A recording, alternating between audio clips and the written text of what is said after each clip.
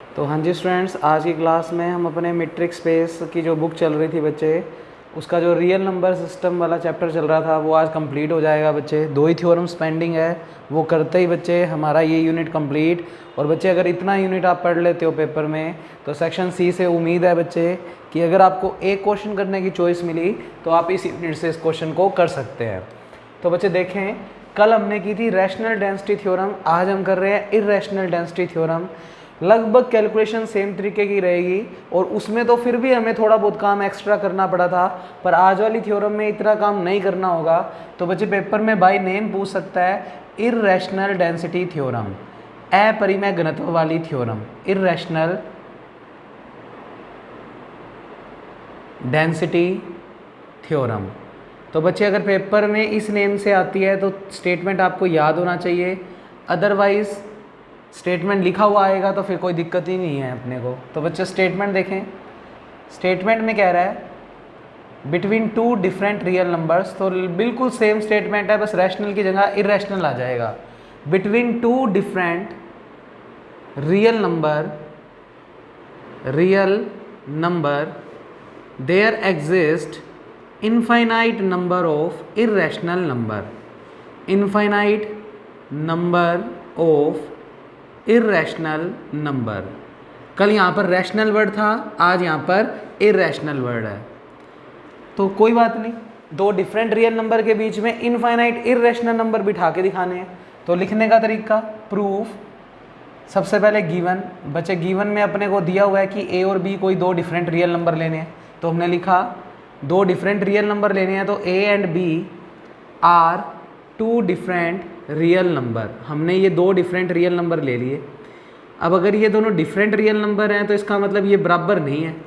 तो इस लाइन का मतलब क्या हुआ, ए और बी आपस में इक्वल नहीं है। इक्वेशन नंबर 1 जहाँ पर ये ए और बी दोनों के दोनों हैं क्या, रियल नंबर। टू प्रूव में क्या लिखोगे, सिद्ध करना है ये वाली लाइन, तो लिखेंगे हम to prove between any 2 different real number, कोई मर्जी 2 डिफरेंट रियल नंबर लो, between any 2 different real number there exist infinite number of irrational number. अब की बार हमें इर्रेशनल नंबर्स को बिठाना है। अब बच्चे थोड़ा बहुत बेसिक काम आएगा। हमने इसी चैप्टर में थोड़े दिन पहले एक थ्योरम की थी कि अगर एक रैशनल नंबर हो और एक इर्रेशनल नंबर हो तो उनका सम, उनका प्रोडक्ट हमेशा इर्रेशनल नंबर होता है। आप लोग देखना वीडियोस के अंदर ये क्वेश्चन बिल्कुल करवाया हुआ था, जो कुछ ऐसा था, पी आपको रैशनल दिया हुआ था, क्यू आपको इर्रेशनल दिया हुआ था, तो उसने कहा था कि प्रूव करो कि p प्लस क्यू क्या होगा, इर्रेशनल नंबर, और p इंटू क्यू भी क्या होगा, इर्रेशनल नंबर। तो याद आ गया होगा बच्चे आपको रिजल्ट। तो बच्चे इस रिजल्ट का यूज़ भी इस थ्योरम में करेंगे, वो बाद की बात है, कैसे करेंगे वो बाद में देखेंगे। तो थोड़ा सा रिमाइंड करवाया है कि ऐसा कुछ लॉजिक्स हम लगाने वाले हैं। अब ये लाइन प्रूव करनी है। इस लाइन को प्रूव करने के लिए जो चीज़ गिवन है उसको बुला लिया। तो अब ज़्यादा टाइम वेस्ट ना करते हुए सीधा लिखेंगे, वी नो दैट, हम जानते हैं कि R is always an ordered field. हम जानते हैं R हमेशा एक ऑर्डर्ड फील्ड होता ही है। ऑर्डर्ड फील्ड में मैंने 2 एग्जाम्पल लिखवाए थे, तो उसमें ये लिखवाया हुआ है बच्चे। अगर R ऑर्डर्ड फील्ड है तो उसमें ऑर्डर की सारी प्रॉपर्टी सेटिस्फाई। अब क्वेश्चन में ए और बी क्या है बच्चे, रियल नंबर। अगर ए और बी रियल नंबर है और गिवन है कि ए और बी इस तरीके से हैं कि वो डिफरेंट है, अलग अलग हैं, तो बाय O1 प्रॉपर्टी, O1 कहती है किसी भी 2 नंबर में 3 टाइप के रिलेशन हो सकते हैं, उसमें से ये रिलेशन तो हमें मना कर ही रखा है, तो फिर 2 ही रिलेशन बचेंगे, either A greater than B और A लेस देन B। कल के तरीके से मैं इस वाले केस के लिए काम कर रहा हूँ, तो मैंने मान लिया कि मेरे हिसाब से शायद B बड़ा है A से, कल भी यही माना था। तो यहाँ से कंक्लूजन क्या निकलता है, B minus A greater than क्या आ गया, 0, क्योंकि A और B रियल नंबर है तो B माइनस A भी रियल नंबर, और ये ऐसा रियल नंबर है जो 0 से बड़ा है, इसका मतलब ये पॉजिटिव रियल नंबर है। और कल मैंने यहाँ पर 1 लिया था क्योंकि रैशनल बिठाने थे, आज इर्रेशनल बिठाने हैं तो आप √2 लोगे। बच्चे √2 भी एक रियल नंबर ही होता है। देखो रियल नंबर 2 चीज़ों से मिलकर बना होता है, रैशनल और इर्रेशनल। मैं जानता हूँ कि ये इर्रेशनल नंबर है और हमने प्रूव भी किया ये इर्रेशनल है। आज हमें इर्रेशनल बिठाने हैं तो हमने 1 को ना बुलाकर √2 को बुलाया। तो इसका लॉजिक देखेंगे बाद में क्या लगेगा। अच्छा, √2 की वैल्यू भी 0 से बड़ी है, तो कह सकता हूँ ये भी एक पॉजिटिव रियल नंबर है और ये भी पॉजिटिव रियल नंबर है, तो लिखा मैंने so b minus A also belongs to r plus and √2 also belongs to r plus. ये दोनों पॉजिटिव रियल नंबर है। तो बच्चे अब डायरेक्ट लिखेंगे, क्योंकि कल मैंने बड़ा डिटेल में समझाया था बाय आर्किमिडियन प्रॉपर्टी। अब आर्किमिडियन प्रॉपर्टी आपको याद होगी कि कोई भी दो पॉजिटिव रियल नंबर है तो उनके लिए then there exist a natural number, एक प्राकृत संख्या ऐसी होगी ही होगी, वो हम सुनेंगे, ऐसा नेचुरल नंबर हम ढूंढेंगे जिसका मल्टीप्लाई हम जिस तरफ करेंगे वो उस रिजल्ट को दूसरे से क्या कर देगा, बड़ा। तो मैंने n का मल्टीप्लाई इस साइड किया b माइनस ए, कल भी b माइनस ए के साथ किया था, और फिर ये रिजल्ट बड़ा हो जाएगा किससे, √2 से। यानी हम खुद ऐसी वैल्यू सोचेंगे नेचुरल नंबर की कि इसके साथ इसका बंदे का मल्टीप्लाई करने पर ये रिजल्ट इस चीज़ से क्या हो जाए, बड़ा हो जाए। बच्चे बस कल यहाँ पर 1 था, आज यहाँ पर √2 है, बाकी प्रोसेस अभी तक सेम किया है मैंने, और कल से और ईजी करेंगे। अब डायरेक्ट लिख रहे हैं बच्चे, n है क्या, नेचुरल नंबर, शुरू कहाँ से होते हैं, 1 से, तो पक्की बात है n की वैल्यू कभी भी 0 नहीं है, और अगर n की वैल्यू 0 नहीं है तो डायरेक्ट लिखते हैं अगर n नेचुरल नंबर से आता है और n कभी भी फिर 0 हो नहीं सकता, और फिर इन n एलिमेंट्स के जो भी इन्वर्स निकालेंगे, क्योंकि बच्चे नेचुरल नंबर का सेट सबसेट होता है r का, तो जितने भी नेचुरल नंबर है वो r में जाएंगे। r एक ऑर्डर्ड फील्ड के साथ फील्ड भी है, फील्ड है तो मल्टीप्लाई के लिए अबेलियन, तो हर एलिमेंट का इन्वर्स होगा, तो आप लिख सकते हो n इन्वर्स, जो कुछ भी निकलेगा आप खुद सोचो। अगर तुम 2 नाम का नेचुरल नंबर लोगे तो 2 का इन्वर्स 1/2 जो कि 0 से बड़ा होता है, तो आप ओवरऑल कह सकते हो ना, पूरी लाइन लिख दें n नॉट इक्वल टू 0, और n की वैल्यू हमेशा 0 से क्या होगी, बड़ी। नेचुरल नंबर में पॉजिटिव आते हैं, और आपको मैंने थ्योरम भी प्रूव करवाई हुई है, अगर x 0 से बड़ा तो x इन्वर्स भी 0 से बड़ा ही होता है, तो n इन्वर्स भी बच्चे किससे बड़ा होगा, 0 से। अब डायरेक्ट n इन्वर्स का दोनों तरफ मल्टीप्लाई कर देते हैं, तो इसी के साथ लाइन अटैच करके लिखी कि n इन्वर्स क्योंकि 0 से बड़ा ही होगा तो बाय O4 प्रॉपर्टी, सीधा लगा रहे हैं क्योंकि सब कुछ R के अंदर है, नेचुरल नंबर सारे के सारे सबसेट होते हैं R के, तो इसका मतलब जितने भी नेचुरल नंबर है वो R में तो जाएंगे ही जाएंगे। तो अब यहाँ पर कल हमने थोड़ा सा बीच में बिटवीन एस थ्योरम का काम किया था, पर मैंने आपको बताया भी था उसमें फिर भी थोड़ा सा बड़ा काम है, इसमें कुछ भी नहीं करना, बड़ा सिंपल कंसेप्ट लगेगा। बच्चे आप n इन्वर्स को प्रूव कर चुके हो, वो 0 से बड़ा है, अगर ये चीज़ 0 से बड़ी है तो आप O4 लगा दो, यानी दोनों तरफ अगर मल्टीप्लाई करोगे तो निशान पर फर्क नहीं पड़ेगा। तो n इन्वर्स का मैं दोनों तरफ मल्टीप्लाई कर रहा हूँ, तो देखो स्टेप क्या बन जाएगा, n inverse n b minus A greater than √2 n inverse, दोनों तरफ n इन्वर्स का मल्टीप्लाई कर दिया। अब ये तो बहुत बार जान चुके हैं, एलिमेंट इंटू उसका inverse identity, identity into element element, तो एक स्टेप एक्स्ट्रा लिख देते हैं अपने 1 b minus A greater then n inverse को लिख दो 1/n, फिर 1 का मल्टीप्लाई करेंगे तो b माइनस ए ही बचेगा ग्रेटर देन √2/n, साइड में लिख देना बाय इन्वर्स लो एंड आइडेंटिटी लो, ठीक है। इतना काम करने के बाद बच्चे माइनस का a उधर ले जाओ, तो ये बनेगा b √2/n प्लस a। अब बच्चे मेरे को एक छोटी सी बात सोच के बताना, ये माइनस का a तो उधर जाकर प्लस का हो गया। बच्चे ये जो भी चीज़ है हमें नहीं पता a रियल नंबर में नेगेटिव है या पॉजिटिव, पर ये चीज़ पूरी पॉजिटिव है। क्यों पॉजिटिव है, √2 1.431 जो भी वैल्यू होती है इसकी, और n नेचुरल नंबर है तो वो भी 0 से बड़ा ही होगा। ये दोनों चीज़ें पॉजिटिव है तो इनका डिवाइड भी पॉजिटिव होगा। अब a कुछ मर्जी हो, चाहे नेगेटिव हो चाहे पॉजिटिव हो, उसमें अगर ये पॉजिटिव चीज़ जोड़ेंगे तो ये रिजल्ट जो भी होगा, मुझे नहीं पता कितना होगा, पर ये रिजल्ट जो भी होगा सोच के देखना, क्या ये वाला रिजल्ट a से तो बड़ा ही होगा। a में तुम नेगेटिव रियल नंबर भी ले लो, नेगेटिव में अगर कुछ जोड़ोगे तो वो चीज़ बड़ी ही होगी ना इस नेगेटिव से तो, और अगर a भी पॉजिटिव ही है, मान लो a की वैल्यू 2 है, तो 2 में अगर कुछ जोड़ेंगे तो वो 2 से तो बड़ा ही होगा, तो मैं लिख सकता हूँ ना कि ये रिजल्ट a से तो बड़ा ही होगा। अब ये लिखने से फ़ायदा क्या हुआ बच्चे, a और b हम क्या लेकर चले हैं, डिफरेंट रियल नंबर, a और b क्या लेकर चले हैं, डिफरेंट रियल नंबर, और तुमने दो डिफरेंट रियल नंबर के बीच में क्या बिठा दिया, इर्रेशनल नंबर। मैं इर्रेशनल क्यों बोल रहा हूँ, क्योंकि मैंने एक थ्योरम पढ़ी हुई है, ये मुझे नहीं पता कैसा नंबर है, ये रैशनल है या इरेशनल, क्योंकि ये एक रियल नंबर है और रियल नंबर रैशनल भी हो सकते हैं और इरेशनल भी, पर बच्चे ये तो इरेशनल है, √2 को हमने प्रूव किया है थ्योरम में, इर्रेशनल नंबर। अगर ये इर्रेशनल नंबर है और फिर ये चाहे किसी के साथ भी जुड़े, वो इस रिजल्ट को इर्रेशनल बनाएगा। तो ये ओवरऑल कैसा नंबर है? इर्रेशनल। तुमने दो डिफरेंट रियल नंबर के बीच में क्या बिठा दिया? Irrational number. तो बच्चे इसको एक नाम देते हैं कल की तरह से, जैसे रैशनल नंबर को एक नाम दिया था R1, इसको नाम दे देते हैं I1। √2/n प्लस a, जिसको नाम दे दिया I1, जो कि किसको डिनोट कर रहा है? इर्रेशनल नंबर को। क्लैरिफाई करने की जरूरत नहीं है कि इर्रेशनल होगा या नहीं होगा, डेफिनेटली होगा। √2 एक इर्रेशनल नंबर है और उसको किसी भी क्वांटिटी में जोड़ोगे तो वो इर्रेशनल नंबर ही बनाएगा। I1 रख दो यहाँ पर, तो b greater than I1 greater than a। अब मन ही मन रखना कि I1 एक इर्रेशनल है। अब अगर I1 एक इर्रेशनल है तो बच्चे एक छोटा सा रिजल्ट, अगर इनको सेपरेट करें तो ये क्या बनेंगे? b ग्रेटर देन I1 और I1 greater than a।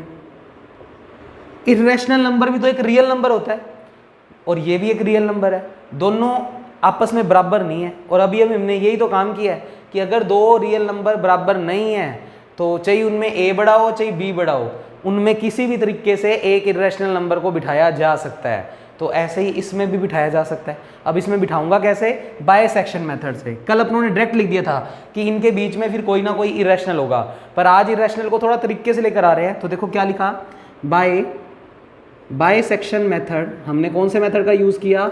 Bisection method का यूज़ किया। बायसेक्शन मेथड क्या होता है? इन दोनों को जोड़कर उसका डिवाइड बाय 2 कर दो।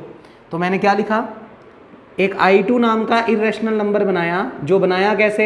b + I1/2। और ये भी एक इर्रेशनल नंबर होगा। क्यों?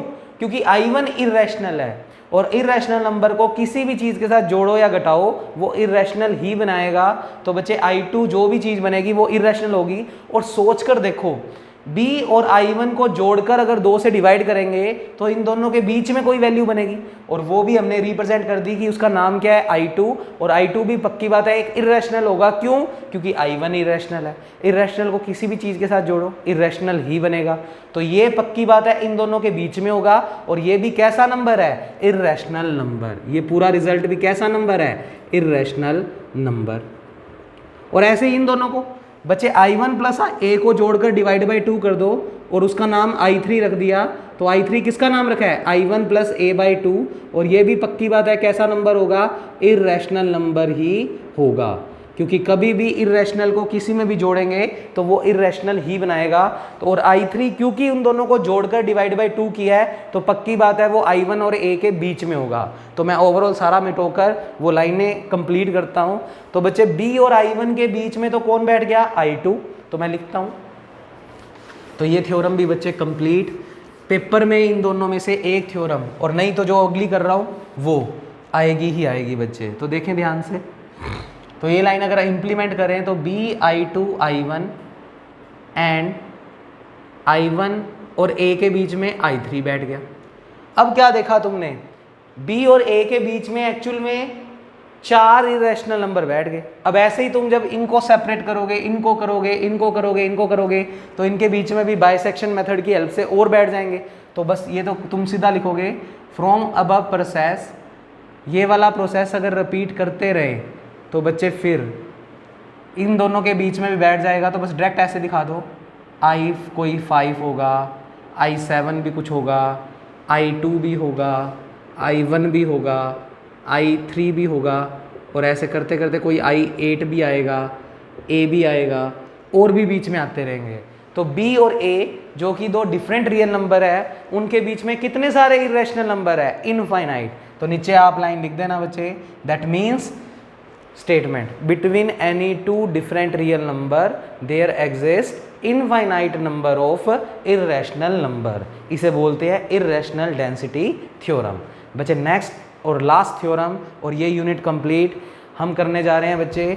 कंप्लीट ऑर्डर्ड फील्ड की डेफिनेशन आपको थोड़े दिन पहले लिखवाई थी, वो मैं थोड़ा सा समझा दूं बच्चे। f अगर कोई ना कोई फील्ड है, s आपने कोई सबसेट लिया किसका? f का, और अगर इस सबसेट के जो भी इन्फीमम और सुप्रीमम होंगे वो अगर आपके इस फील्ड में बिलोंग कर जाएं, यानी जो इन्फीमम सुप्रीमम की वैल्यू आएगी वो अगर फील्ड में बिलोंग कर जाए, तो फिर ये f जो है उसको हम क्या कह देंगे बच्चे?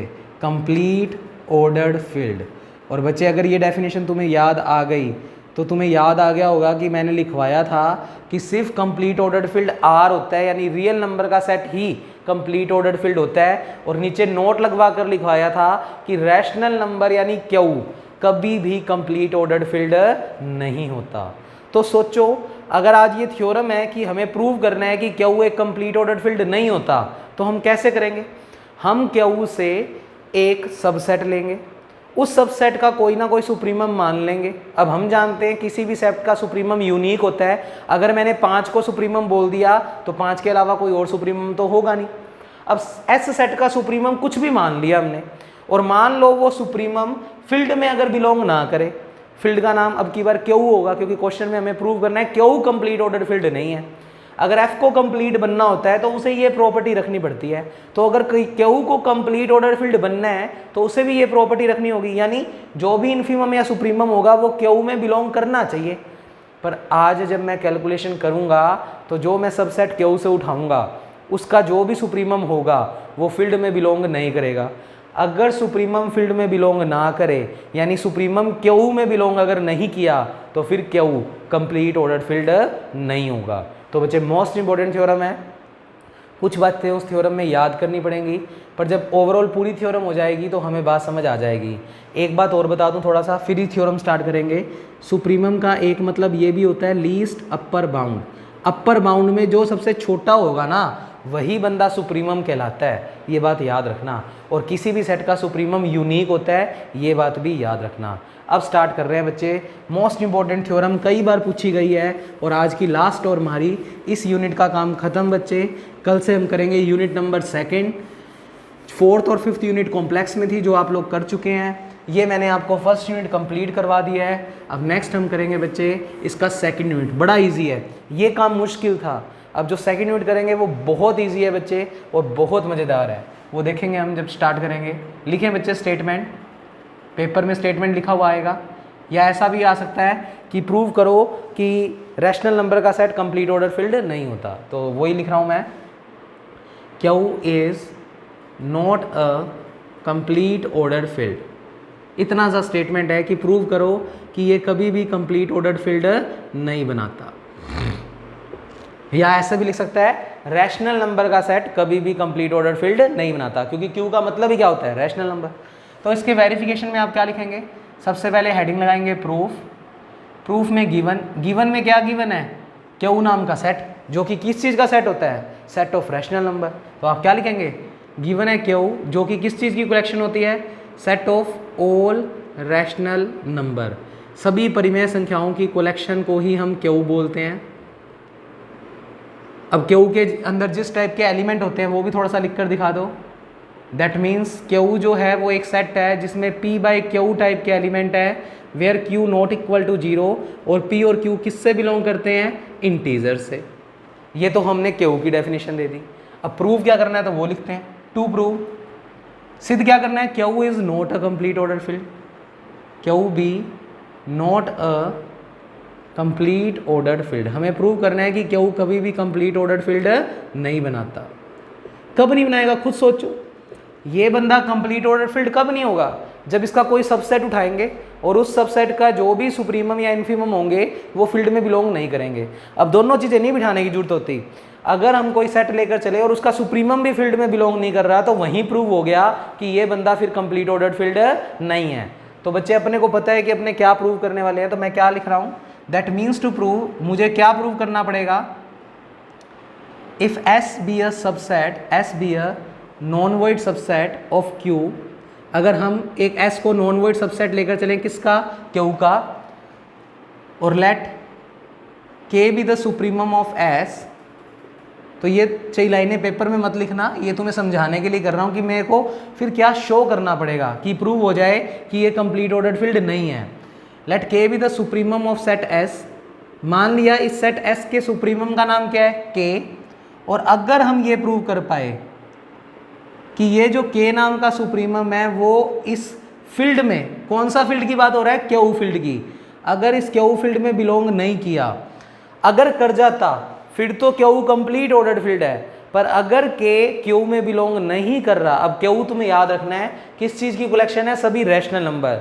अब क्यू अगर रैशनल नंबर की कलेक्शन है तो दिमाग में रखना, क्या क्यू में इररेशनल नंबर जा सकता है? नहीं, क्योंकि क्यू सिर्फ और सिर्फ रैशनल नंबर रखता है। और जब मैं कैलकुलेशन करूंगा तो मेरे पास k की वैल्यू एक इररेशनल नंबर आ जाएगी, और हम जानते हैं इररेशनल नंबर कभी भी रैशनल नंबर में नहीं जाएंगे, इसका मतलब k इसमें नहीं जाएगा। और अगर किसी भी सबसेट का सुप्रीमम फील्ड में बिलोंग ना करे तो फिर ये वाला फील्ड कंप्लीट ऑर्डर्ड फील्ड नहीं होगा। यानी मुझे बस ये लाइन प्रूव करनी है, अगर ये लाइन किसी तरीके से प्रूव कर दी तो प्रूव हो जाएगा कि किसी भी सबसेट का सुप्रीमम अगर फील्ड में नहीं जा रहा तो वो फील्ड कभी भी कंप्लीट ऑर्डर्ड फील्ड नहीं होगा। तो बच्चे ये लाइन ने अपने को प्रूव करनी है, ये सिर्फ एक लाइन, इतनी सी लाइन शो करनी है। तो उसको करने के लिए हमें एक सबसेट बुलाना पड़ेगा। तो अब हम अपना वेरिफिकेशन कर रहे हैं। पेपर में तुम सिर्फ 2 प्रूव के बाद सीधा यहाँ से लिख देना चाहिए, ये तुम्हें समझाने के लिए है कि पूरी थ्योरम के दौरान मुझे बस ये चीज़ प्रूव करनी है। तो देखो कैसे करूँगा। सबसे पहले एक सबसेट उठाना है, तो लिखा let S be a non void subset, let S be a non void subset of Q such that, हमने S नाम का एक नॉन वॉइड सबसेट लिया और एक स्पेशल सबसेट खुद से बनाया। क्योंकि जब भी बच्चे ये प्रूव करना होता है ना कि कोई चीज़ वो चीज़ नहीं बन रही, तो उसके लिए हमें खुद ही ऐसा एक एग्जाम्पल सेट करना होगा जिसमें हम क्लियरली दिखा पाएँ कि ये बात सेटिस्फाई हो रही है। हो सकता है क्यू के कुछ सबसेट ऐसे भी हों जिनके इन्फीमम या सुप्रीमम क्यू में बिलोंग कर जाएं, पर अगर एक भी सबसेट क्यू में हम ऐसा और ढूंढ देते हैं जो ये बात को सेटिस्फाई नहीं कर रहा, तो फिर ओवरऑल ये बंदा कभी भी कंप्लीट ऑर्डर्ड फील्ड नहीं होगा। वापिस सुनो मैंने क्या बोला है, देखो क्यू का हो सकता है कोई सबसेट ऐसा भी हो जिसके जो इन्फीमम सुप्रीमम आएंगे वो इस क्यू में बिलोंग कर जाए, और फिर तुम कह दो कि क्यू तो कंप्लीट ऑर्डर्ड फील्ड है। नहीं, क्यू का अगर कोई भी बच्चा ऐसा सबसेट भी ढूंढ लाता है, एक सबसेट भी ऐसा ढूंढ लाता है जिसमें ये बात प्रूव हो जाए कि उस सेट का जो भी सुप्रीमम है वो फील्ड में जाने को तैयार नहीं है, तो फिर वो ओवरऑल यही माना जाएगा कि वो एक कंप्लीट ऑर्डर्ड फील्ड नहीं है, क्योंकि आपने एक सबसेट ऐसा ढूंढ दिया जो इस बात को सेटिस्फाई करवा रहा है। कई सारे सबसेट ऐसे होंगे जिनमें सुप्रीमम बिलोंग कर जाएंगे, तो उससे ये साबित कभी भी नहीं होएगा कि वो कंप्लीट ऑर्डर्ड फील्ड है।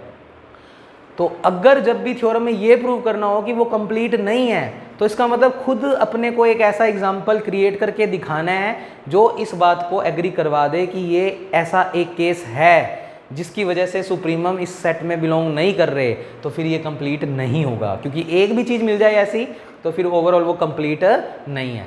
तो मैंने क्या लिखा, एस से एक नॉन वॉइड सबसेट लिया क्यू का सच दैट, एक स्पेशल टाइप का सेट बनाया। मैंने कहा ये एस एक ऐसा सबसेट है क्यू का जो वो सभी एलिमेंट रखेगा जो बिलोंग तो करेंगे क्यू प्लस से। अब क्योंकि सबसेट वर्ड यूज कर रहे हैं तो सबसेट दिखना तो चाहिए। सबसेट दिखने के लिए हमने क्या कहा कि एस वो सभी एलिमेंट रखेगा जो पॉजिटिव रैशनल नंबर होंगे।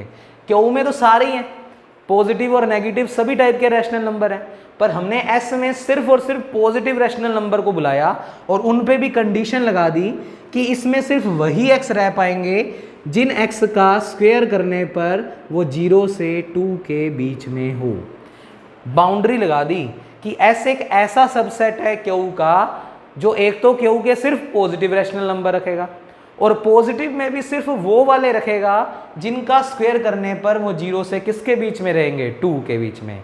यानी आप क्यू से वो पॉजिटिव रैशनल नंबर उठाओगे जिनका स्क्वायर 0 से 2 के बीच में रहेगा, वो वाले x किसका हिस्सा होंगे, s का हिस्सा होंगे। तो आपको क्लियरली दिख रहा है कि ये s जो भी मैंने अपनी तरफ से मानना है, ये मानना है, याद रखना है, ये बिल्कुल सबसेट नजर आ रहा है क्यू का, क्योंकि क्यू में तो सारे ही पॉजिटिव रैशनल नंबर है और उसमें तो ये कोई कंडीशन भी नहीं है, पर हमने एस के लिए कंडीशंस लगा दी जिससे ये एक सबसेट दिखे, किसका, क्यू का। अब बच्चे क्योंकि हमें पता लग चुका है कि इसमें जितने भी एलिमेंट आएंगे वो 0 से 2 के बीच में रहेंगे और 0 से 2 के बीच में रहने का मतलब इसके अपर बाउंड्स के बारे में हमें पता है। कि 2 से पार इसके अंदर कोई अपर बाउंड नहीं होगा, 2 से कम कम वाले ही रहेंगे, तो सुप्रीमम क्लियरली तो नहीं बोल सकता क्योंकि 2 सेट से बाहर हो सकता है और उससे जस्ट उसके अंदर एक एलिमेंट हो सकता है जो कि सुप्रीमम बन जाए। बस इतना पता है कि ये एक बाउंडेड सेट है तो इनके इन्फीमम सुप्रीमम दोनों होंगे, क्योंकि इसमें तो कंडीशन लगी हुई है सिर्फ वही एलिमेंट इसमें आएंगे जिनके स्क्वायर 0 से 2 के बीच में होंगे। तो इस सेट का कोई ना कोई इन्फीमम भी आएगा और सुप्रीमम भी आएगा, तो आप इसका सुप्रीमम कुछ ना कुछ पहले ही मान लो। तो आपने इसका सुप्रीमम क्या माना, let supremum of set S, पता नहीं क्या होगा इसका सुप्रीमम, हमने अपनी मर्जी से एक नाम दे दिया कि हमने मान लिया सेट एस का सुप्रीमम का नाम क्या है बच्चे, के, और के का मीन्स एक तो इसको इक्वेशन 1 बोलो, और के किस चीज़ को शो कर रहा है बच्चे, लीस्ट अपर बाउंड, क्योंकि के का नाम हमने सुप्रीमम रखा है और सुप्रीमम का एक नाम होता है लीस्ट अपर बाउंड, यानी के अब डिक्लेयर हो चुका है कि वो अपर बाउंड में सबसे छोटा है। के की वैल्यू नहीं पता मुझे कितनी है, बस इस सेट का कोई ना कोई सुप्रीमम आना था, तो मैंने इसके सुप्रीमम का नाम डिक्लेयर कर दिया कि के इसका सुप्रीमम है, तो अब के अलावा कोई और सुप्रीमम नहीं आना चाहिए। ठीक है बच्चे, पहली बात, इतना काम तो अपनों ने मान कर चलना ही है। उसके अलावा क्या आप क्लियरली लिख सकते हो कि पक्की बात है के किससे बड़ा होगा, 0 से बड़ा होगा? ये कैसे लिखा, क्योंकि इसमें वही एलिमेंट आ रहे हैं जो 0 से बड़े और 2 से छोटे, और आएंगे भी कौन से, पॉजिटिव नंबर, तो इसका जो भी सुप्रीमम होगा वो भी पॉजिटिव ही होगा, तो पक्की बात है के क्या होगा बच्चे, पॉजिटिव ही होगा। इतनी लाइनें लिखने के बाद आपने इससे एक रैंडमली कोई भी और एलिमेंट बुलाया, बहुत सारे एलिमेंट होंगे क्योंकि जिन जिन के स्क्वायर 0 से 2 के बीच में होंगे वो सारे एलिमेंट इसमें होंगे, तो मैंने एक अपनी मर्जी से y नाम का एलिमेंट बुलाया, लेट, तो बच्चे देखें, लेट y नाम का एलिमेंट अपनों ने क्यू प्लस से बुलाया अपनी मर्जी से, इसमें से कोई एक रैंडमली एलिमेंट बुलाया। अब y अगर क्यू प्लस में बिलोंग कर रहा है तो y एक पॉजिटिव रैशनल नंबर होगा, तो उसकी शक्ल हमने कुछ मान ली। तो इतनी लाइनें अभी आपको लग रहा है कि बहुत कुछ याद करना है, पर जैसे इस थ्योरम के लास्ट में जाएंगे तब अपने को ये सारी चीज़ें बहुत ईजी लगेगी। तो मैंने एक अलग से एलिमेंट मांग लिया, और क्योंकि वो एक पॉजिटिव रैशनल नंबर है तो बच्चे उसको पॉजिटिव रैशनल नंबर दिखाया, 4 + 3k अपॉन 3 + 2k, जहाँ पर हम क्लियरली लिख चुके हैं कि k की वैल्यू 0 से क्या है बच्चे, बड़ी। सोचो क्या ये पॉजिटिव रैशनल नंबर है? बिल्कुल है। k का मान अगर 0 से बड़ा है तो कुछ भी positive, positive plus positive positive, ये भी पॉजिटिव प्लस पॉजिटिव पॉजिटिव, और क्योंकि k 0 से बड़ा है तो ये कभी भी नीचे वाली चीज़ 0 नहीं बनेगी। अगर नीचे वाली चीज़ 0 ना बने तो p/q फॉर्म का एलिमेंट यानी एक रैशनल नंबर है और वो भी पॉजिटिव रैशनल नंबर, तो ये बिल्कुल q प्लस में बिलोंग कर रहा है। तो इसके साथ में लिख देंगे ये एलिमेंट बिल्कुल q प्लस का दिख रहा है, वेयर k > 0। इतनी लाइनें याद कर चलनी है, और अभी 1-2 लाइनें और याद करनी है, उसके बाद सारा कंक्लूजन समझ आएगा। तो मैं इसके बाद करवाता हूँ बच्चे स्टेप। तो हमने सबसे पहले क्यू का एक सबसेट लिया, खुद से ही लिया, ऐसा एक सबसेट बनाया जिसमें हम ये बात प्रूव कर पाएंगे कि इस सेट का जो सुप्रीमम हमने के मानना हुआ है वो के क्यू में बिलोंग नहीं करेगा। क्यू क्या चीज़ है? रैशनल नंबर की कलेक्शन। और अभी मैं जब करूंगा कैलकुलेशन तो के की वैल्यू इररेशनल आ जाएगी, और हम जानते हैं इररेशनल कभी भी रैशनल में नहीं जाता। तो हमने ओवरऑल प्रूव कर दिया कि एक ऐसा सबसेट हमारे पास क्यू में है जिसका जो सुप्रीमम है वो क्यू में नहीं जा रहा, तो अगर सुप्रीमम सेट में बिलोंग ना करे तो वो फील्ड कंप्लीट ऑर्डर्ड फील्ड नहीं होता। तो इतनी लाइनें तो आपको ध्यान रखनी है। उसके बाद आपको क्या ध्यान रखना है बच्चे, अगर मैं k का स्क्वायर करूंगा तो k स्क्वायर बनेगा, और क्योंकि k सुप्रीमम है इस सेट का तो उसका स्क्वायर 2 से क्या होगा, छोटा, बराबर या बड़ा, क्योंकि सुप्रीमम सेट के अंदर भी हो सकता है, बाउंड्री पे भी हो सकता है, बाहर भी हो सकता है। ये बात आपको बताई हुई है कि किसी भी सेट का जो भी सुप्रीमम होता है वो सेट के अंदर बाहर कहीं भी हो सकता है। तो अब 3 केस बना रहा हूँ। क्या क्या बच्चे देखो, k स्क्वायर भी एक रियल नंबर है, क्योंकि k पॉजिटिव है, उसका स्क्वायर करेंगे तो वो भी पॉजिटिव, और वो रियल नंबर की कैटेगरी में तो आएगा ही आएगा। 2 भी एक रियल नंबर होता है, और किसी भी फील्ड से जो 2 एलिमेंट उठाते हैं उनमें 3 टाइप के रिलेशन होते हैं। तो आप k स्क्वायर और 2 में 3 टाइप के रिलेशन बिठा रहे हो। तो मैंने लिखा बच्चे, इसके बाद लाइनें। तो अभी तो ऐसे लग रहा है सब कुछ याद करना है, पर जैसे ही हम कंक्लूजन पे आने को होंगे ये सारी बातें ईजी लगेगी बच्चे। ये सेट याद रखना, इसकी भी जरूरत पड़ेगी अभी, ठीक है। तो मैंने सारा मिटो दिया अब तुम्हारे लिए, और इसके बाद मैं एक कैलकुलेशन और कर रहा हूँ, और वो सुनो क्या। हमने k स्क्वायर और 2 इन दोनों एलिमेंट जो कि हमने इस सेट से उठाए हैं उनके बीच में, क्योंकि क्यू एक ऑर्डर्ड फील्ड होता है तो उसमें O1 प्रॉपर्टी लगा सकते हैं। तो बाय O1 इनमें 3 टाइप के रिलेशन हो सकते हैं। क्या क्या? आइदर k² ग्रेटर देन 2 और k² इक्वल टू 2 और k² लेस देन 2। यानी ये A और B हो गए, और A और B में 3 टाइप के रिलेशन पॉसिबल हैं, वो तीनों हमने O1 प्रॉपर्टी से लिख दिए। O1 प्रॉपर्टी क्यों लगा पाए? क्योंकि बच्चे क्यू एक रैशनल नंबर है और हमने एग्जांपल्स पढ़े हैं ऑर्डर्ड फील्ड में R भी ऑर्डर्ड फील्ड होता है और क्यू भी ऑर्डर्ड फील्ड होता है। तो अभी सारी चीज़ें याद कर रहे हैं, धीरे धीरे ईजी लगने लग जाएगी। इतना काम करने के बाद आप अलग से 2 वैल्यूज़ निकाल कर रखोगे बच्चे। एक तो आपको इस तरफ मैं वैल्यू निकलवा रहा हूँ और एक इस तरफ। ये दोनों वैल्यू निकालने के बाद फिर आपको आर्टिकल समझ आएगा बच्चे कि करना क्या था। तो बच्चे इतना काम करने के बाद 2 वैल्यूज़ निकाल कर छोड़ रहे हैं। एक तो हम निकालेंगे बच्चे y² - 2, इसकी कैलकुलेशन अभी मैं करता हूँ। और दूसरी तरफ हम वैल्यू निकाल रहे हैं बच्चे y - k। बस इतना प्रोसीजर पेपर में याद रखना है, उसके बाद सारी बातें अपने आप समझ आएंगी। कैलकुलेशन कर लेते हैं बच्चे। y तुमने अभी अभी नीचे लिखा था, मैं लिखता हूँ। y की वैल्यू थी 4 + 3k अपॉन 3 + 2k की पावर 2 करनी है तो पावर 2 और माइनस का 2। अभी पता लगेगा ये क्यों किया, ये क्यों निकाल रहे हैं। ऐसे ही इधर आ जाओ। y की वैल्यू हमने मानी हुई है 4 + 3k अपॉन 3 + 2k, और बच्चे माइनस कितना करना है k, तो माइनस कर दिया हमने k। तो इनकी वैल्यू निकलनी शुरू हो रखी है। y की वैल्यू रखी, माइनस करके 2 लिखना था, लिख दिया। एलसीएम उलसीएम लो बच्चे। 3 + 2k का होल स्क्वायर एलसीएम आएगा, तो एलसीएम तो आ गया 3 + 2k का होल स्क्वायर। अच्छा, क्योंकि ये एलसीएम तो इसके नीचे है ही, तो ऊपर कोई चीज़ मल्टीप्लाई नहीं होगी, तो 4 + 3k का होल स्क्वायर। और बच्चे ये 3 + 2k का होल स्क्वायर इसके साथ मल्टीप्लाई होगा, तो माइनस का 2 3 + 2k का होल स्क्वायर। थोड़ा सोल्व कर लेते हैं बच्चे। a + b का होल स्क्वायर खोल दो, तो a + b का होल स्क्वायर खोलोगे तो 16 + 9k² और ये बन जाएगा 24k। इधर भी होल स्क्वायर खोल के उसका 2 से मल्टीप्लाई भी कर दो। तो बच्चे मैं सारा काम एक साथ कर रहा हूँ। 3 का स्क्वायर तो कितना हो जाएगा 9, और 9 × 2 कितना हो जाएगा 18 विद नेगेटिव साइन। साथ साथ कर रहा हूँ, ये काम कर सकते हो। 2k का होल स्क्वायर 4k², और 4k² का -2 से मल्टीप्लाई करेंगे तो बच्चे माइनस का 8k²। और बच्चे 2ab तो 4 3 12k का -2 से करेंगे तो माइनस का 24k। जिनको मुश्किल लगे वो पहले इसका होल स्क्वायर खोल लेना, फिर उसका -2 से मल्टीप्लाई कर देना बच्चे, ये स्टेप आएगा। इतना करने के बाद अपोन में क्या चल रहा है 3 + 2k का होल स्क्वायर। तो अब सारे रिजल्ट समझ आएंगे ये ऐसे क्यों निकाले हमने। y मानना, s मानना, फिर हमने k² और 2 के बीच में 3 रिलेशन बनाए। ये तीनों केस मैं इन दोनों में पुट करूँगा और फिर कंक्लूजन्स निकलेंगे बच्चे कि क्यों एक कंप्लीट ऑर्डर फील्ड नहीं है। तो y² - 2 निकाला और y - k निकाला। पहले इसको ही सोल्व कर रहा हूँ, तो देखो क्या हो गया सोल्व करने से। 24k से 24k क्या हो गया कैंसिल आउट। 16 और माइनस का 18 ये बनेगा माइनस का 2। 9k² में से 8k² माइनस करेंगे तो प्लस का k², और बच्चे अपॉन में चल रहा है 3 + 2k का होल स्क्वायर।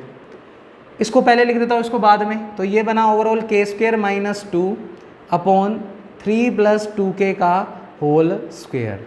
ये वैल्यू किसकी निकाली है बच्चे y² - 2। ये वैल्यू पूरी निकल चुकी है। अब इसकी वैल्यू और सोल्व कर लेते हैं। ये एलसीएम यहाँ पर मल्टीप्लाई होगा तो 4 + 3k माइनस k का मल्टीप्लाई किससे होगा 3 + 2k अपॉन में एलसीएम 3 + 2k। थोड़ी कैलकुलेशन और कर लो। k का अंदर मल्टीप्लाई कर दो तो 4 + 3k माइनस का 3k और माइनस का 2k², और बचे अपॉन में चल रहा है 3 + 2k।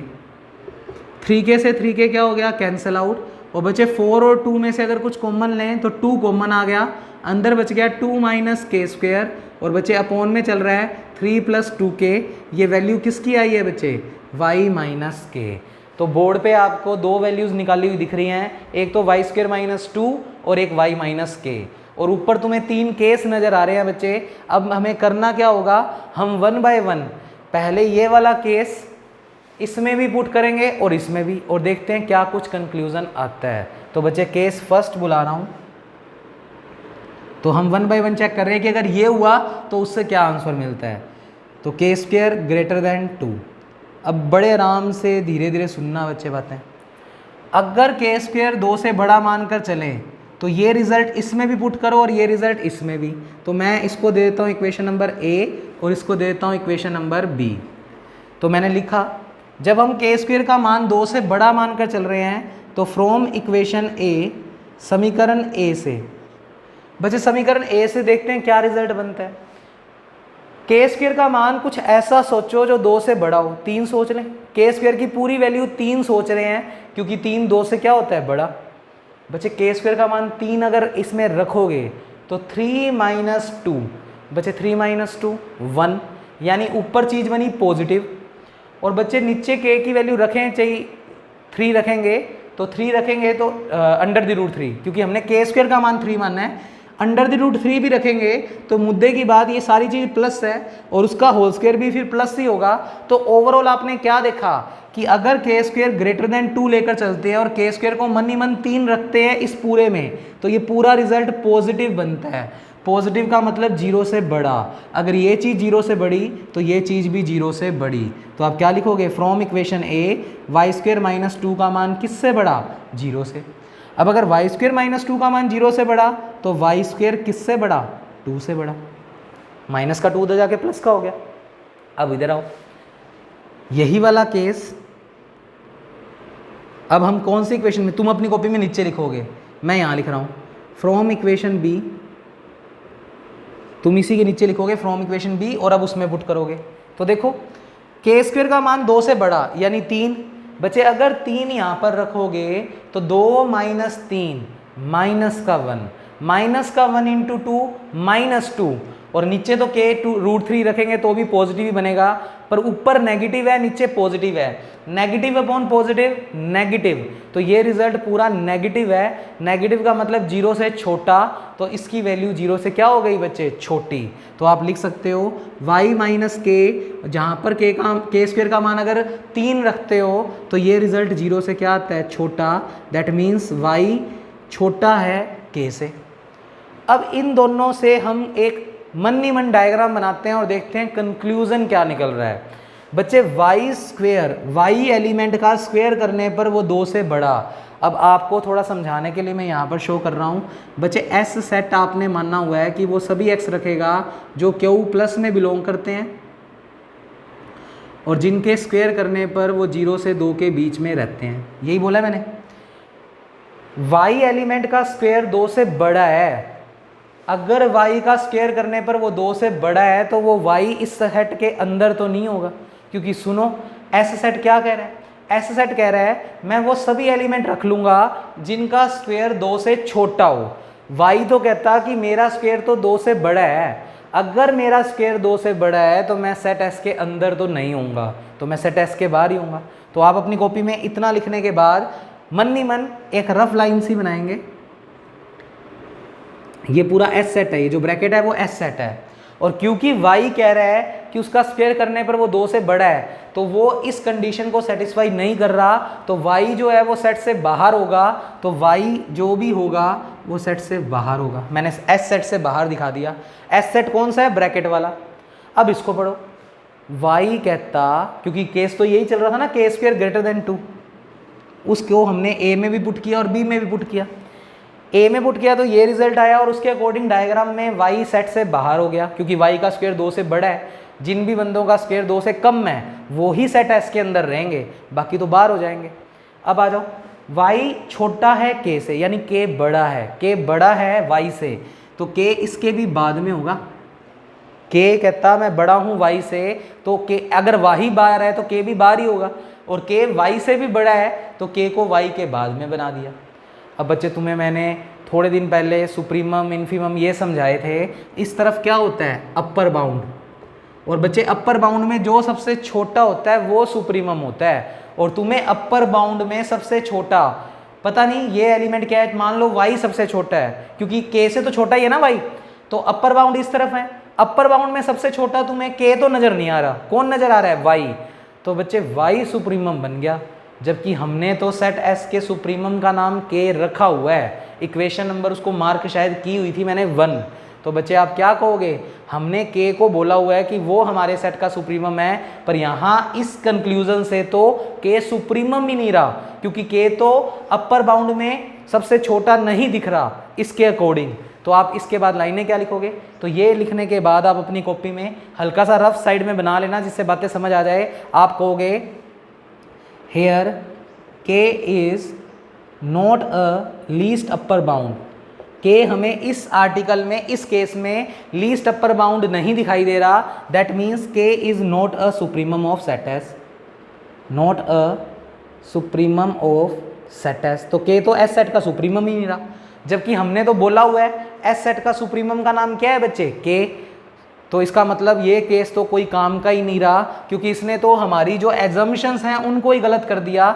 हमने बोल दिया था कि के हमारा सुप्रीमम है और वही हमारा लीस्ट अपर बाउंड है, पर जब हमने ये केस इनमें ट्राई किया तो उससे जो रिजल्ट बने उससे के ने तो सुप्रीमम बनने से ही बना कर दिया, तो वो हम लिखेंगे विच इज़ इम्पॉसिबल। ये बात तो इम्पॉसिबल है, तो इससे कोई कंक्लूजन भी नहीं मिला और ये रिजल्ट भी फेल हो गया, क्योंकि इसने तो हमारे सुप्रीमम को ही बदल दिया, कहता सुप्रीमम ही वाई बनेगा इस केस में। तो इस केस से कंक्लूजन भी नहीं मिला, पर ये केस फिर पॉसिबल भी नहीं है, क्योंकि इस केस को इम्पॉसिबल बोल दिया हमने। क्यों? क्योंकि हमने के को सुप्रीमम बोला हुआ है और ये कहता है भाई साहब के तो सुप्रीमम ही नहीं है। तो लिख दिया हमने के is not a supremum of set S. इस लाइन से तो इस रिजल्ट से तो ये मिला, that means which is impossible. और रीजन में लिख देंगे क्योंकि हमने के को क्या माना हुआ है, सुप्रीमम ऑफ सेट एस। तो ये बात तो हम मान ही नहीं सकते, ये केस तो हम फिर ले ही नहीं सकते। अब नेक्स्ट केस मैं फिर बनाता हूँ। तो बच्चे मैं ऊपर से रफ ही कर देता हूँ। सेकंड केस में ना मैं इसको नहीं बुला रहा, पहले इसको और बुला रहा हूँ, और वो उसको मैं इसमें भी पुट करूँगा और इसमें भी। तो मैं ये सारा मिटो रहा हूँ और उसके बाद केस सेकंड कर रहा हूँ। केस सेकंड कौन से वाला बुला रहा हूँ, के स्क्वायर लेस देन 2 वाला, ठीक है। इक्वेशन ए और बी मैं पढ़ा रहने देता हूँ बोर्ड पे, क्योंकि इसकी ज़रूरत पड़ेगी। तो देखें बच्चे, आप अपनी कॉपी में ये केस के बाद तो कह दोगे कि ये केस तो इम्पॉसिबल है, ये तो पॉसिबल ही नहीं है। केस सेकंड क्या बुलाएंगे आप, इफ़ के स्क्वायर लेस देन 2। अब आपने ये वाला केस बुलाया और ये केस भी आप एक बार इसमें पुट करोगे और एक बार इसमें, तो अपने इनको बुला लेते हैं। तो पेपर में ना इस तरीके से लिखेंगे और सुंदर लगेगा। वाई स्क्वायर माइनस 2 जिसकी वैल्यू है के square minus 2 upon 3 plus 2k का होल स्क्वायर, और दूसरी तरफ लाइन लगाकर यहाँ पर ऐसे लाइन लगाकर ही लिख लेना, बेटर है। y माइनस के की वैल्यू है 2 माइनस के स्क्वायर अपॉन 3 प्लस 2k। दोनों केस बुला लिए बच्चे। और केस सेकंड बुलाया क्या है, जब हम मानकर चले हैं कि के स्क्वायर की वैल्यू किससे छोटी मान लें, 2 से।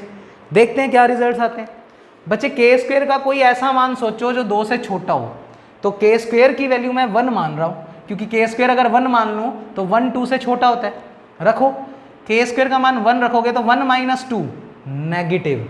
बच्चे 1 माइनस 2 का मतलब -1, ऊपर वाली वैल्यू तो नेगेटिव बन रही है। और यहाँ पर अगर के का मान तुम रूट में 1 रखते भी हो तो ये तो पूरा चीज़ पॉजिटिव है। क्यों? क्योंकि ये चीज़ और उसका स्क्वायर, तो ये तो हमेशा पॉजिटिव बनेगा। नेगेटिव अपॉन पॉजिटिव नेगेटिव, यानी ये ओवरऑल पूरा रिजल्ट नेगेटिव। पूरा रिजल्ट नेगेटिव यानी 0 से छोटा, तो ये भी 0 से छोटा। तो आप इस केस के अंदर अगर काम करते हो तो वाई स्क्वायर माइनस 2 की वैल्यू 0 से क्या आती है बच्चे, छोटी आती है। तो यहाँ से कंक्लूजन आता है कि वाई स्क्वायर का मान 2 से क्या है, छोटा। अब यहाँ आ जाओ, के स्क्वायर का मान 2 से छोटा 1 सोच लिया। अगर के स्क्वायर की वैल्यू 1 रखोगे तो 2 माइनस 1 1, 1 इंटू 2 2, यानी ऊपर तो बना पॉजिटिव। और बच्चे क्योंकि के भी 0 से बड़ा ही है, हम क्वेश्चन में लिख कर भी चले हैं कि के का मान 0 से बड़ा है। और तुम यहाँ से भी देखो तो के की वैल्यू √1 जो कि पॉजिटिव है, पॉजिटिव इंटू 2 प्लस 3 सारा कुछ पॉजिटिव है, पॉजिटिव अपॉन पॉजिटिव पॉजिटिव। तो इसका मतलब ये रिजल्ट 0 से बड़ा, और अगर ये रिजल्ट 0 से बड़ा तो ये रिजल्ट भी 0 से बड़ा। तो आप लिख सकते हो y माइनस के इस केस में 0 से क्या आएगा, बड़ा। तो यहाँ से अगर एक चीज़ प्रूव करें तो y बड़ा आ गया किससे, के से। अब फिर से मन ही मन डायग्राम बनाते हैं और देखते हैं कि क्या कंक्लूजन आता है। एस सेट तुम्हारे सामने लिखा हुआ है। एस सेट कहता मैं वो सभी एलिमेंट अपने पास रख लूँगा जिनका स्क्वायर 2 से छोटा है, क्योंकि y का स्क्वायर अब 2 से छोटा आ रहा है। और जिन भी एलिमेंट का स्क्वायर 2 से छोटा, वो वाले एलिमेंट s का हिस्सा होंगे। तो y का स्क्वायर 2 से छोटा आ गया तो y s का हिस्सा होगा, यानी अब की बार y एलिमेंट सेट s के अंदर होगा। तो मैंने एक रफ डायग्राम बनाया, ये लो, और इस कंक्लूजन ने इस प्रॉपर्टी को सेटिस्फाई किया है। तो y नाम का एलिमेंट s के अंदर होगा, अंदर कहीं भी हो सकता है, मैंने कहीं भी बना दिया। अब यहां पढ़ो, y कहता मैं बड़ा हूं k से। अब अगर y बड़ा है k से तो k को पहले कहीं लिखा जाएगा, तभी तो y बड़ा है k से। और बच्चे सेट के अंदर अगर हम सुप्रीमम की बात करें, मान लो ये y बिल्कुल यहाँ पर है और k यहाँ पर है, तो लीस्ट अपर बाउंड इस तरफ, अपर बाउंड में सबसे छोटा फिलहाल y है, k तो नहीं है। तो इस केस में भी k सुप्रीमम ही नहीं रहा, तो यहाँ पर भी क्या लिखेंगे, इस कंक्लूजन से रिजल्ट क्या आया, that means k is not a least upper bound. y का भी पता नहीं कि वो लीस्ट अपर बाउंड है या नहीं, पर k नहीं है, क्योंकि k तो y से भी पहले है, और अपर बाउंड में सबसे छोटा देखें तो y फिर भी हो सकता है, k तो नहीं हो सकता, जबकि k को तो मानकर चले थे सुप्रीमम। तो इसने भी मना कर दिया कि k तो लीस्ट अपर बाउंड ही नहीं है, यानी k सुप्रीमम ही नहीं है, विच इज़ फिर impossible. k is not a supremum of set s, which is impossible. ये बात तो फिर संभव नहीं है। तो इससे भी कंक्लूजन तो नहीं मिल पाया हमें जो चाहिए था, बट फेल हो गया, मतलब ये रिजल्ट जरूर मिल गया कि ये केस भी फिर अप्लाई नहीं होगा। और रीज़न में वही, क्योंकि के क्वेश्चन में हम मानकर चले हैं सुप्रीमम ऑफ सेट एस, तो इस बात को तो मना कर ही नहीं सकते कि के सुप्रीमम ही नहीं होना चाहिए। तो ये केस भी गलत है, इसको भी साइड में। तीसरा केस बच्चे, तीसरा केस अपने को इन इक्वेशनों में पुट करने की ज़रूरत ही नहीं है, क्योंकि तीसरे केस में के स्क्वायर की एग्जैक्ट वैल्यू है।